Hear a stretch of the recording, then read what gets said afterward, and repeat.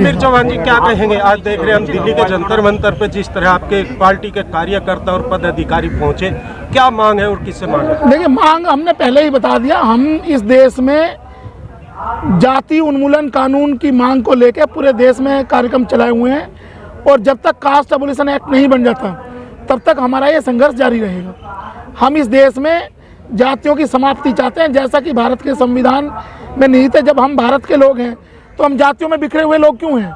यही हमारी मांग है और इस देश में जातियां समाप्त करके सच्चे मायने में लोकतंत्र को स्थापित करना ही हमारा उद्देश्य है। आपकी अपनी पार्टी ने एक सर्वे भी करवाया दिल्ली में। सर, जातियां कैसे समाप्त की जाएंगी, थोड़ा वो भी लोग जानना चाहते हैं। देखिए, जब इस देश में 1400 साल पुरानी ट्रिपल तलाक, 3 तलाक की व्यवस्था को खत्म किया जा सकता है। 3 तलाक की व्यवस्था को अध्यादेश लाके, कानून लाके खत्म किया जा सकता है। सती प्रथा को खत्म किया जा सकता है। और इस सबसे बड़ी बात, इस देश का संविधान अपने आप में एक बहुत बड़ा एग्जाम्पल है। ये देश छोटी छोटी रियासतों में बटा हुआ था, लेकिन जैसे ही 26 जनवरी 1950 को संविधान लागू हुआ, वैसे ही ये देश एक गणतांत्रिक देश में परिवर्तित हो गया।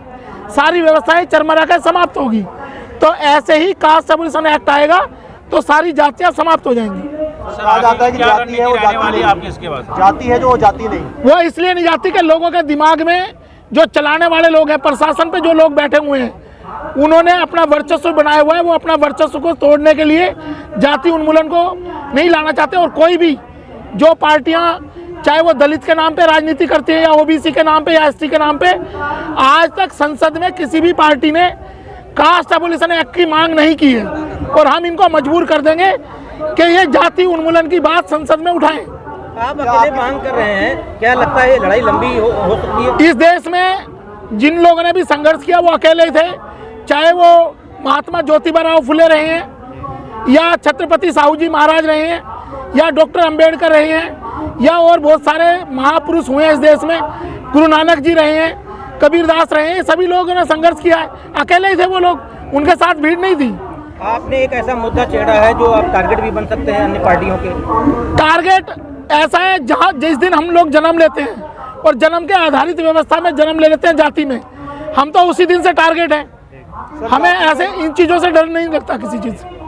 सर, विश्व को लेकर पार्टी का क्या आगे रोड मैप रहने वाला है इसके बाद? हमारा रोड मैप ये है कि आज हमारे 4 प्रदेश के अध्यक्ष मंच पे बैठे हुए हैं आपके सामने, और हम हर प्रदेश में, और ये पूरे भारत का मुद्दा है।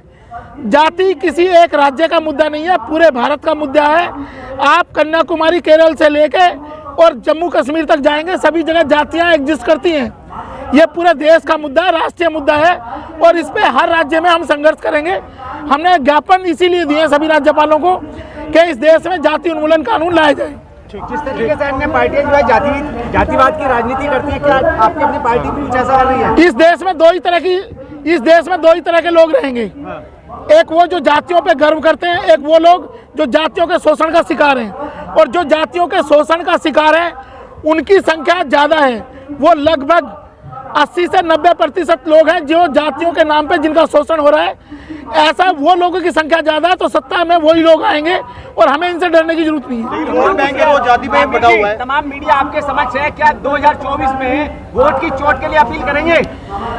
हम जो लोग हमारे साथ काम करेंगे, जो लोग जाति उन्मूलन कानून लाने की बात करेंगे, हम उनके बारे में सोच सकते हैं। मैं पार्टी का राष्ट्रीय महासचिव संतोष जी यादव। जी कहिए, पूछिए। जाति खत्म करने की बात की जा रही है, आपकी अपनी पार्टी की क्या लग रहा है? जातियां खत्म होंगी देश में? 100% जाति खत्म होगी, जिससे कि हमारे राष्ट्रीय अध्यक्ष जी का जो विचार है और जो पार्टी की विचारधारा है, वो विचारधारा है भारतवाद। और जब भारतवाद तब तक पूरा नहीं होगा जब तक जातियां खत्म नहीं होंगी, क्षेत्रवाद खत्म नहीं होगा, प्रांतवाद खत्म नहीं होगा, भाषावाद खत्म नहीं होगा। इसीलिए सबसे पहले हमने उस घड़ी में जातिवाद जो है वो भारत के लिए जहर है। आज आप मणिपुर का देख रहे हैं, नागा और मैतेई में जो लड़ाई चल रही है, आप राजस्थान में देख लीजिए, जाति के नाम पर उत्पीड़न हो रहा है। आप कहीं भी देख लीजिए, मटके के पानी पीने को लेकर मतलब बच्चों को मार दिया जा रहा है। तो ये किसके लिए? बच्चा था वो, उसको क्यों मारा गया? उसको जीने का अधिकार नहीं था, तो सिर्फ जाति के आधार पर उसके जीवन को छीना गया है।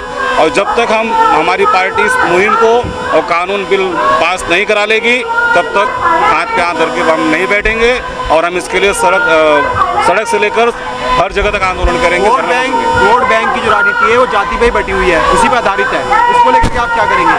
खुद चुनाव आयोग, खुद भारत का चुनाव आयोग कहता है कि भाई आप जो उसका जो सीट का बंटवारा होता है वो कास्ट के ऊपर होता है कि भाई एससी को इतना सीट मिलेगा, एसटी का इतना मिलेगा।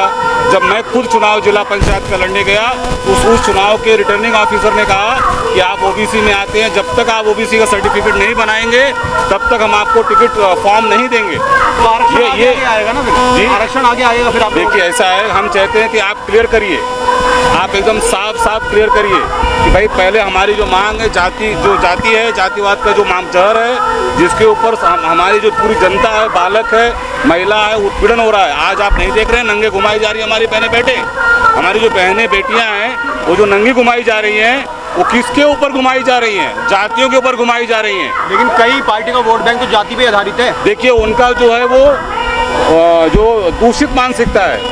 आज आप देख लीजिए, जाति के नाम पर कुछ जातियों को मिक्स करके जो पार्टियां चल रही हैं, वो पार्टियां सिर्फ जाति का खूनी संघर्ष करा रही हैं, खूनी खेल खेल रही हैं। हम उनको ख़त्म करने की मांग करते हैं और भारत तभी मजबूत होगा, हम सब भारतीय तभी कह सकते हैं जब हम भारत के लोग, हम भारत की जो मूल भावना है, जो संविधान की मूल भावना है, वो तब पूरा होगा जब जाति खत्म होगी।